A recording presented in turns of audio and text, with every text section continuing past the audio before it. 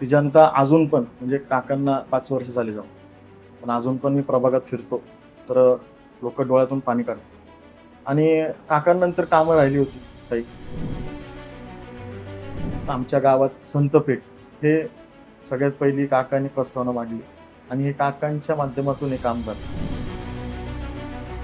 ते जर माझ्या बाजूला उभे असते, तर त्यांनी एवढंच सांगितलं असतं, की "तू फक्त आणि फक्त समाजसेवा कर." मी एवढंच मला सांगितलं. हृदयरोग तपासणी असेल, असे अनेक शिबिर आम्ही घेतो. नेत्र तपासणी असेल ज्येष्ठांसाठी आणि आम्ही भरपूर मोतीबिंदूचे जे ऑपरेशन आहेत, ते मोफत करून दिलेले आहेत.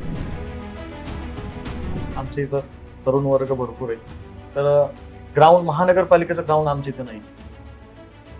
आम्हाला जर कुठल्या तरुण मुलाला जर काही खेळायचं असेल, काय असेल, तर आज टर्फ आहेत किंवा अ, पालिकेचं कुठलंच ग्राउंड नाही आमच्या इथे. लांब जायला लागतं लोकांना. एक 10-15 किलोमीटर लांब जाऊन त्यांना खेळायला लागतं. तर तो पण एक सगळ्यात मोठा प्रश्न आहे. आता उद्याच्या निवडणुकीला तुम्ही सामोरं जाणार आहात. ते निवडणुकीला सामोरं जाताना सर्वात महत्त्वाची ताकद तुम्हाला काय वाटते जी तुमच्याकडे आहे अशी? युवक वर्ग हा राजकारणामध्ये आलाच पाहिजे. जे पण युवकांना वाटतं, की अ, नेते मंडळी असे असतात, तसे असतील. खरं तर सगळे नेते असे नसतात. आणि युवक वर्ग का आला पाहिजे? ह्या ज्या गोष्टी घडतात आहेत, हे जर सुधारायचे असेल, तर ह्याला 100% युवकांची गरज आहे. राजकारणातला आवडता नेता कोण आहे? खरं तर आमचे आदरणीय पवारसाहेब असतील, जे आधारवड आमचे अ, माननीय श्री अजितदादा पवार असतील. पिंपरी चिंचवड महानगरपालिकेची रणधुमाळी सुरू झालेली आहे. आपण शहरातील तरुण आणि तडफदार उमेदवारांना लेट्सअपच्या व्यासपीठावरती त्यांचे जे काही आपल्या प्रभागाविषयीची, शहराविषयीची मतं आहेत, ती जाणून घेण्यासाठी निमंत्रित करतो. आज माझ्यासोबत आहे. आज पिंपरी चिंचवडमधील एक असं नेतृत्व जे आपल्या सगळ्यांना माहिती आहे, दत्ता काका साने. दत्ता काका साने हे राष्ट्रवादी काँग्रेसचे एक ज्येष्ठ नेते, त्याच्यानंतर पिंपरी चिंचवड महानगरपालिकेचे विरोधी पक्ष नेते म्हणून त्यांनी अतिशय जबरदस्त अशी कामगिरी केलेली होती आणि सर्व शहरवासियांच्या मनातला चेहरा, मनातले नेते म्हणून त्यांच्याकडे बघितलं जातं. परंतु दुर्दैवाने कोरोनाच्या काळामध्ये त्यांचं निधन झालं आणि त्यानंतर आज त्यांचे चिरंजीव आहेत यश साने, हे माझ्यासोबत आहेत. पिंपरी चिंचवड महानगरपालिकेमधले ते अतिशय तरुण उमेदवार आहेत आणि पिंपरी चिंचवड महानगरपालिकेच्या निवडणुकीला सामोरं जात असताना त्यांचे नेमके आपल्या प्रभागाविषयीचे काय मतं आहेत, हे आज आपण युवा नेते यश साने यांच्याकडनं जाणून घेणार आहोत. यशजी, आपलं लेट्सअपमध्ये खूप खूप स्वागत. नमस्कार, मी यश साने. प्रथमतः मी आपला आभार मानतो, की मला तुम्ही लेट्सअप मराठी या इथं मला आमंत्रित केलं. तुमचे आभार मानतो. सगळ्यात पहिले माझा असा प्रश्न होता की तुमचे वडील जे राजकारणामध्ये होते इतकी सगळी वर्ष, परंतु आज आता तुम्ही ज्यावेळेला निवडणुकीला सामोरं जाताय त्यावेळेला नेमका पहिले काय तुम्हाला त्यांच्याविषयीचे वाटते किंवा काय आठवणी आहेत किंवा आज तुम्ही दत्ता काका नसताना काय मिस करता सर्वाधिक? खरं तर सगळ्यात पहिलं जी त्यांची माया होती माझ्याबद्दल, ते सगळ्यात पहिलं मी त्यांना मिस करतो. आणि म्हणजे फक्त मी नाही, तर माझ्या घरातले किंवा काकांनी जी कमवलेली सामान्य जनता आहे, तेवढी जनता काकांनी कमवली. ती जनता अजून पण म्हणजे काकांना 5 वर्ष झाली जाऊन. पण अजून पण मी प्रभागात फिरतो, तर लोकं डोळ्यातून पाणी काढतात. आणि काकांनंतर कामं राहिली होती काही, तर ते पण पेंडिंग आहे. त्याच्यामुळं प्रभाग काकांना म्हणजे सगळ्यांना उणीव भासते का. अजूनही मिस करतो. हो. आम्ही पण नेहमी साने चौक जो काय तुमचा एरिया आहे तिथं येत असतो, तर ते आल्यानंतर ती चर्चा नियमित कुठे ना कुठे म्हणजे ती चर्चा होतीच प्रत्येकाच्या मनामधली. परंतु आपण ज्यावेळेला आता तुमच्या वडिलांचं जे काही काम होतं हे पिंपरी चिंचवड शहरासाठी पिंपरी चिंचवड लोकांना माहिती आहे. त्यांची एक वेगळी प्रतिमा होती. त्यांनी विरोधी पक्षनेते म्हणून एक चांगलं काम त्या ठिकाणी उभं केलेलं होतं. तो आज तुम्ही निवडणुकीला सामोरं जाताय किंवा लोकांमध्ये फिरताय, तेव्हा त्यांची जी काही एक इमेज क्रिएट झालेली त्याचं प्रेशर येतं का तुमच्यावरती? प्रेशर म्हणता नाही यायचं, की खरं तर तुम्ही काकांची कारकिर्द बघितली असेल. काकांनी 15 वर्ष काम केलं बरोबर आहे. समाजामध्ये. आणि कुठल्या काही गोष्टीचं त्यांनी हे ठेवलं नाही, की बाबा राजकारणामध्ये जाऊन आपण हे कमवू, ते कमवू, असं नाही. काकांनी फक्त प्रत्येकाच्या मनात जाऊन काय कामं करता येईल ही त्यांनी कामं केली.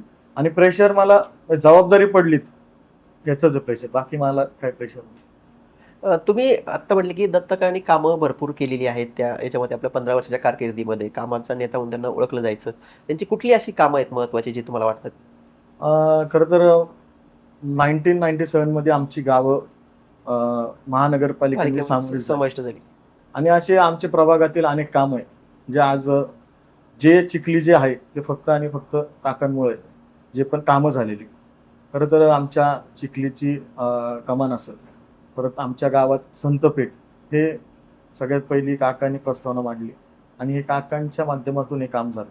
आमच्या प्रभागात शाळा असतील, महानगरपालिकेची शाळा आहे, 2-3 जे शाळा आहेत ते शाळा हे काकांनी केलेत. किंवा आमच्या इथं चौकी असेल आणि आमचे म्हणजे प्रभागात काहीच नव्हतं, रस्ते पण नव्हते, पण ते काकांनी केलेले. हे असे अनेक काम आहे सांगण्यासाठी. फक्त आमच्या गावापुरतं नाही, चिखली गावापुरतं नाही, तर पिंपरी चिंचवड शहरासाठी काकांनी कामं केलेत. जेव्हा काकांना विरोधी पक्ष नेतेपद भेटलं, पूर्ण पिंपरी चिंचवडसाठी काकांनी कामं केलेत. सगळ्यात म्हणजे आमच्या भागात शास्तीकर म्हणजे पिंपरी चिंचवडला बरोबर. शास्तीकराचा मोठा प्रश्न. मोठा प्रश्न.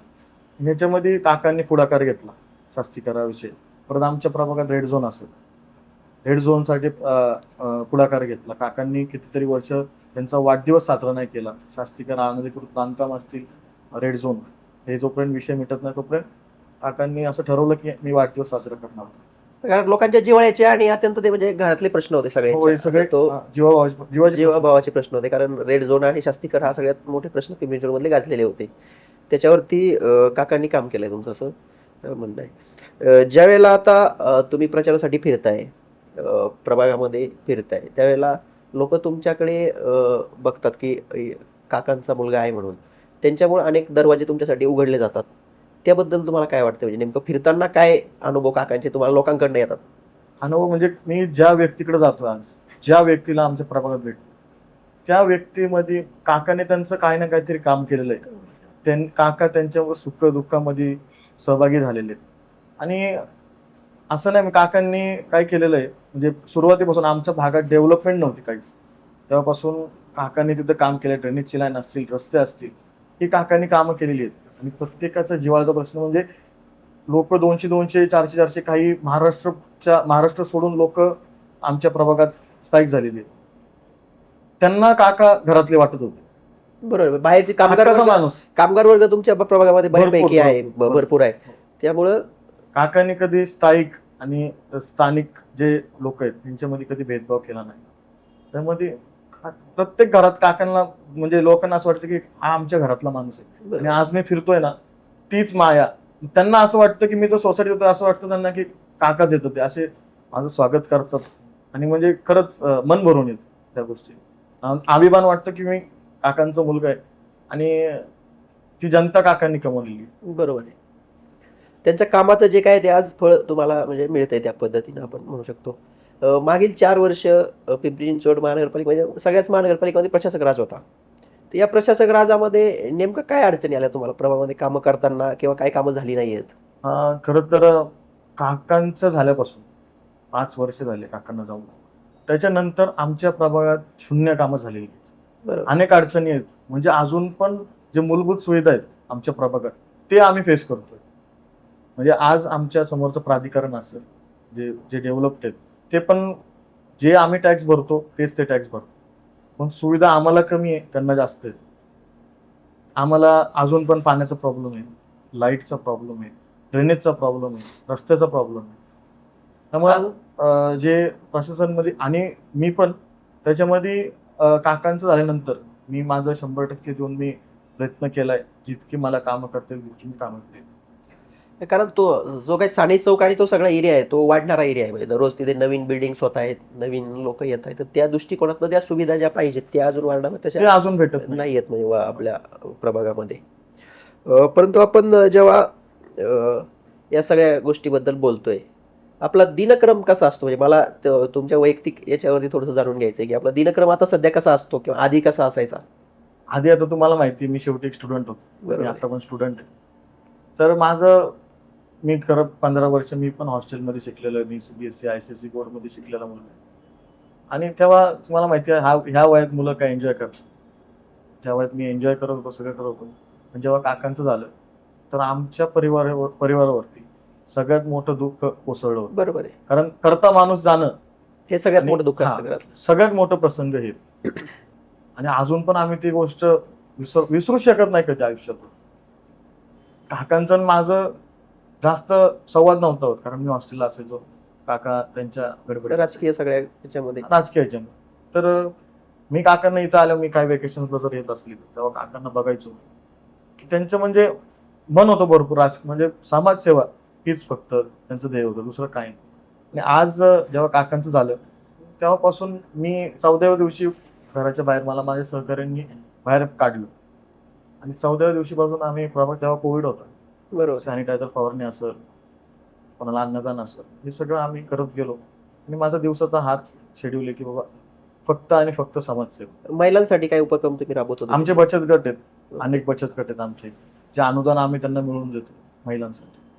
अशा अनेक उपक्रम आम्ही करतो. साने चौक परिसर हा तसा काकांचा एकदम जीवाभावाचा सगळा परिसर होता.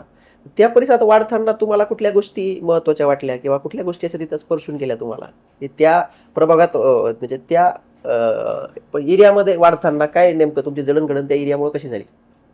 मी म्हणजे तुम्हाला सांगितल्याप्रमाणे मी हॉस्टेलला होतो, मी वेकेशन्सला जर इथे येत असतो तेव्हा इथं आमच्या म्हणजे काकांनी जे चालू केलेलं, आमच्या मंडळाला 26 वर्ष झाले, वीर अभिमन्यू फ्रेंड सर्कल मंडळ. तर त्या मंडळाच्या माध्यमातून आम्ही दहीहंडी उत्सव साजरा करतो, परत गणपती उत्सव साजरा करतो, अजून नवरात्री उत्सव असेल, रावणदहन असेल, 45 फुटी रावणदहन आम्ही इथं साने चौकात साजरा करतो. आणि ह्या गोष्टी खरंच म्हणजे काकांनी चालू केलेल्या आहेत आणि तेच आम्ही तसं पुढे नेतो. आणि फक्त हे मला नाही, तर तुम्ही प्रभागातल्या कुठल्या पण नागरिकांना विचारू, म्हणजे सगळ्यात मोठे कार्यक्रम म्हणजे मी पिंपरी चिंचवड म्हणत, तेव्हा सगळ्यात मोठे कार्यक्रम हे साने चौकामध्ये घेतो. ते राजकारणात जर तुम्ही आला नसतात, आता राजकारणात समजा तुम्ही आले नाही, राजकारणात आला नसतात तर काय ध्येय होतं तुमचं, काय केलं असतं, काय आवड काय होती? राजकारणात जरी आलो नसतो मी, पण समाजसेवा ही नक्की केली असते. काकांनी, मी बघत होतो ना काकांना कामं करताना, तीच आवड मला लागली होती आणि समाजसेवा 100% मी केलीच असते. राजकारणातला आवडता नेता कोण आहे? खरं तर आमचे आदरणीय पवार साहेब असतील, जे आधारवड आमचे माननीय श्री अजितदादा पवार असतील, हे म्हणजे माझे आवडते नेते. काकांनी या कुटुंबासोबतच राजकारण सुरू केलं होतं आणि आज आम्ही पवार कुटुंबासोबतच. तुम्ही प्रभागाविषयी अनेक गोष्टी आता सांगितल्यात, परंतु आता अनेक प्रश्न आहेत ते सांगितलेत, परंतु निवडून आल्यानंतर त्याच्यावरती सोडवणार ते कसे, त्याचा रोडमॅप काय आहे नेमका? खरं तर आमची जी आता ही मूलभूत सुविधा तुम्हाला सांगितल्या, मीटरनेज असेल, लाईट असेल, सगळ्यात प्रथम आम्ही ह्या गोष्टी सोडवणार. आज आमच्या प्रभागात 2 भाग आहेत, एक बैठी घर आहेत आणि आमच्या वेगळ्या एरियामध्ये चिखली गावामध्ये हे तिथं सोसायट्या झालेल्या आहेत, मोठमोठ्या सोसायट्या झाल्या. आज पण त्या सोसायट्यांना पैसे देऊन टँकर घ्यायला लागतात, त्यांना महिन्याला 40-40, 50-50 हजार टँकरसाठी द्यायला लागतं. ही जे सुविधा आहेत, हे मूलभूत सुविधा आहेत, जे लोकांना पाहिजेत, हे ह्याच्यावरती आम्ही 100% काम करतो. मागील 4 वर्ष प्रशासक राज असताना नेमकं काय अडचणी तिथल्या लोकांना जाणवल्या आणि तुम्ही त्या अडचणी सोडवण्यासाठी काय केलं किंवा तुम्हाला काय फेस करावं लागलं त्या सगळ्या काळामध्ये? तुम्हाला म्हणजे खरं तर जेव्हा आमच्या इथं जेव्हा पावसाळा असतो, पावसाळ्यात अक्षरशः आहे ना लोकांच्या घरात पाणी जातं. तो सगळ्यात मोठा प्रश्न आहे तुमच्या. घरकुल पण आहे बाजूला, आमच्या समोरच्या प्रभागात पाणी तुंबलेलं असतं. एक अंगणवाडी रोड आहे, तुमच्या मेन रोड आहे, पाणी असतं. अंगणवाडी रोड आहे, तिथं एवढं पाणी साठत होतं. तिथं अंगणवाडी रोडला आमची इथं शाळा आहे, त्या शाळेत मुलांना जायला अवघड होतं. सगळे कंबर एवढं पाणी सगळं साठत होतं. सगळे फोटो तिथले व्हायरल होते. हो, मी बघितले असेल सोशल मीडियामध्ये. तर त्याच्यावरती मी काय काम केलं की आमचं सगळ्यांचं प्लॅनिंग झालं की आपण तिथं एक स्ट्रॉंग वॉटर लाईन टाकू. अडचणी भरपूर आल्या, पण त्या अडचणीवरती आम्ही मात केलं आणि तिथं आम्ही स्ट्रॉंग वॉटरचं काम चालू केलं. ते पूर्ण केलं आणि आम्ही लगेचच एक थोड्या दिवसांनी आमदारकीचं इलेक्शन असल्यामुळं ते रस्त्याचं काम झालं नाही, ते पेंडिंग झालं आणि आता आम्ही लगेचच रस्त्याचं काम देखील करून घेतलं. आज ते लोक खुश आहेत, म्हणजे त्यांना पाण्याचा आता त्रास होत नाही. आणि खरं तर अजून पण सोसायट्यांमध्ये, हा तर मेन रोडचा प्रश्न होता, पण सोसायट्यांमध्ये पण हा प्रश्न भरपूर आहे. ह्याच्यावर आम्ही नक्कीच इथून पुढं काम करू. पण आज जर समजा दत्ता काका तुमच्या शेजारी उभे असतील तर त्यांनी तुम्हाला काय सांगितलं असतं? तर काका जर म्हणजे माझे वडील काका म्हणजे आता मी खरं तर त्यांचे त्यांचा मुलगा आहे. पण आज मी मुलांसोबत राहून ते त्यांना प्रेमाने काका म्हणायचे. तर त्यांच्यामध्येच राहून राहून मी पण त्यांना काकाच बोलायला लागलो. आणि ते जर माझ्या बाजूला उभे असते तर त्यांनी एवढंच सांगितलं असतं की तू फक्त आणि फक्त समाजसेवा कर. त्यांनी एवढंच मला सांगितलं. पण आता आपण त्या प्रश्नावरती बोलतोय, सगळ्या प्रभागावरती बोलतोय. पण तू तिथले असे कुठले प्रश्न आहे की जे तातडीनं सोडवले गेले पाहिजे किंवा तुमचा काय फोकस असेल त्या प्रश्नावरती? आमच्या इथं खरं तर पाण्याचा भरपूर त्रास आहे. पाणी पुरवठा होतो.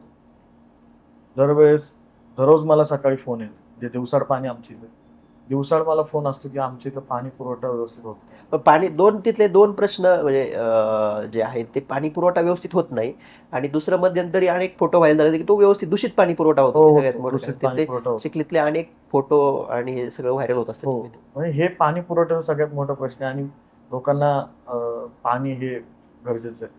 आणि हे जर आपल्याला भेटत नसेल, आपण टॅक्स भरतोय, सगळ्या गोष्टी करतोय आणि जर ते भेटत नसेल, तर मग ते लोकं पण चिडचिड करतात त्या गोष्टींनी.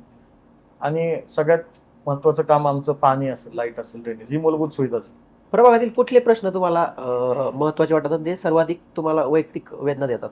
सगळ्यात मोठा प्रश्न म्हणजे आमच्या प्रभागात आहे तो रेड झोनचा म्हणजे अडचण आहे.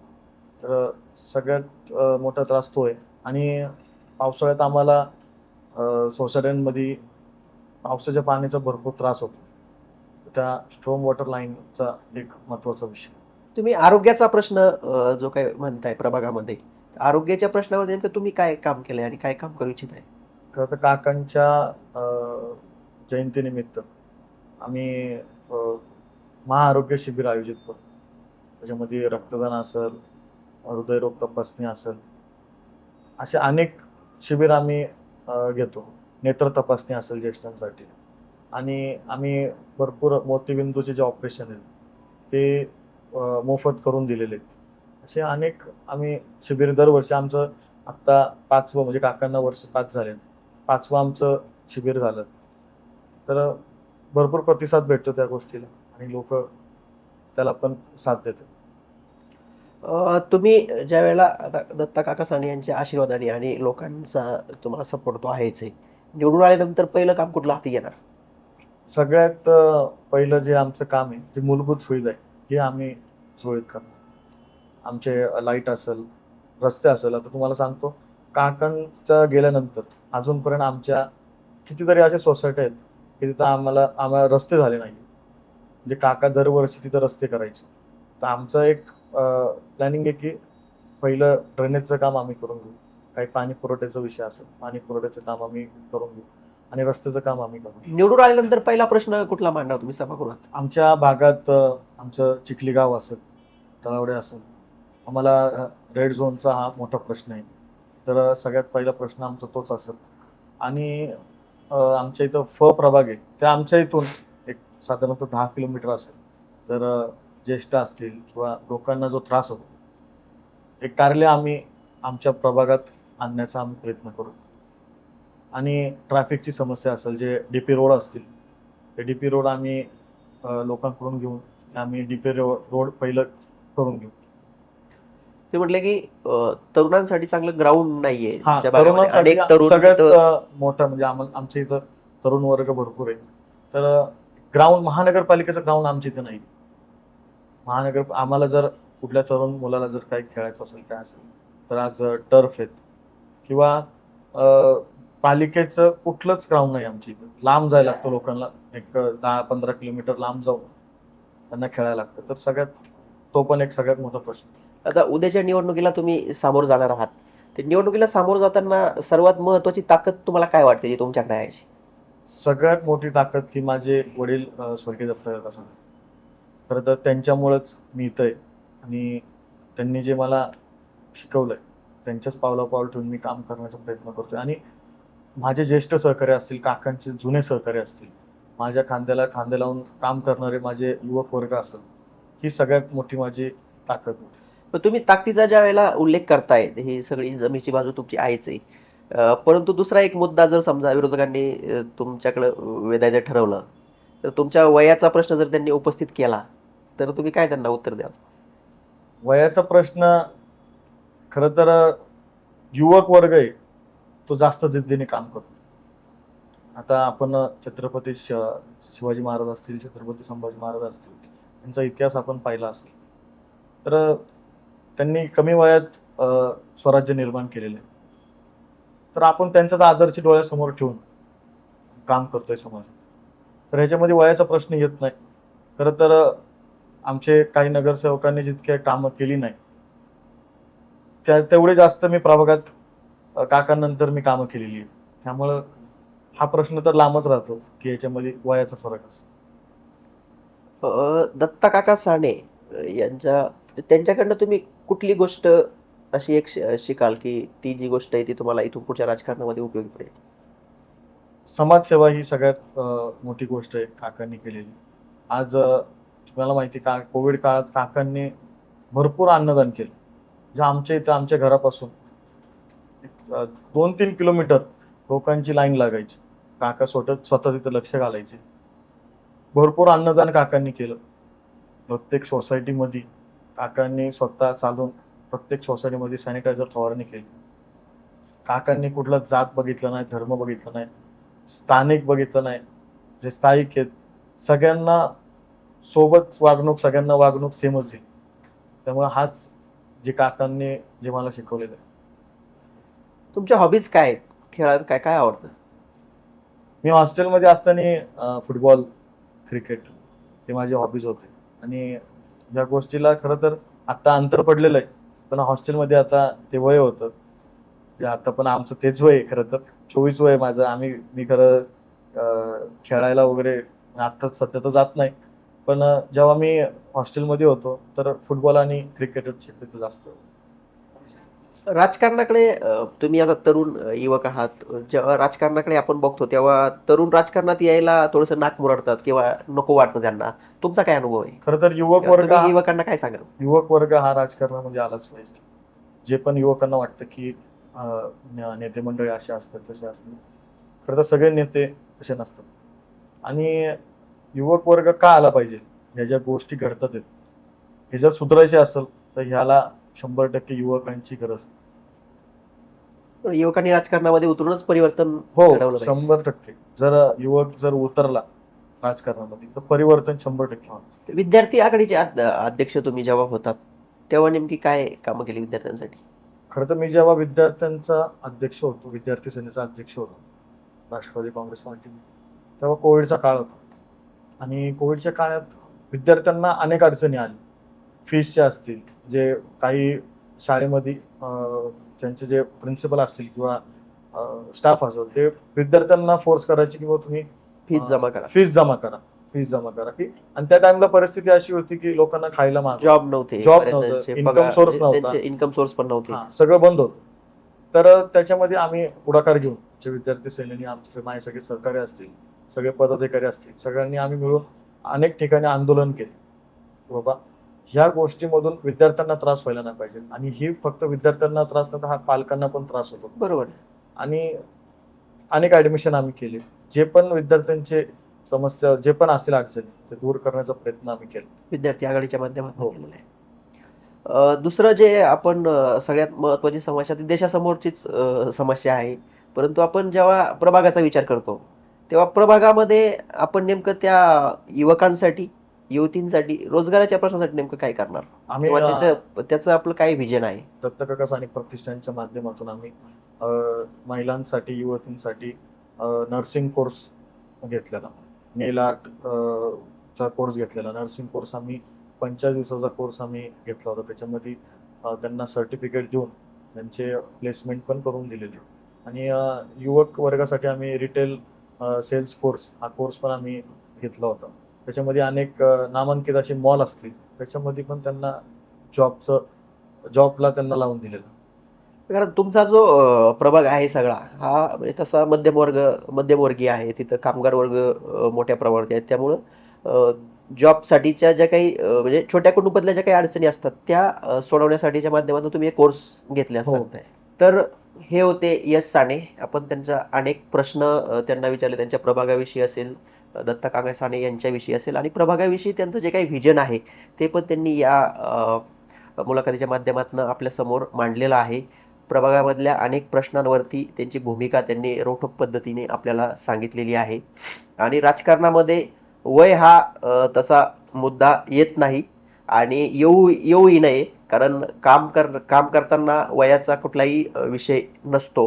त्यामुळं तुम्ही लेट्सअपशी संवाद साधला त्याबद्दल खूप खूप धन्यवाद. धन्यवाद. सोशल मीडियाच्या भाऊ गर्दीत विश्वासार्हतेने चकाकणारे नाव म्हणजे लेट्सअप मराठी. सगळ्यांना, सगळ्या नागरिकांना ती स्पीच, ती right लेट्सअप आहे. वरील मुलाखती म्हणजे विचारांचा खजिना. त्यानंतरच्या निवडणुकीमध्ये मला सोडून गेले. बातम्या केवळ वस्तुस्थिती सांगणाऱ्या, न प्रोपगंडा, फक्त जनतेचा अजेंडा. क्योंकि आने वाला कल जाने वाला है, जाने वाला कल आने वाला है. राजकारण, मनोरंजन असो की क्रीडा क्षेत्र, महाराष्ट्राची स्पंदने संवेदनशीलतेने टिपणारे माध्यम म्हणजे लेट्सअप मराठी. जगासोबत एक पाऊल पुढे राहण्यासाठी लेट्सअपचे ॲप, सोशल मीडिया आणि वेबसाईट सोबत कनेक्टेड रहा.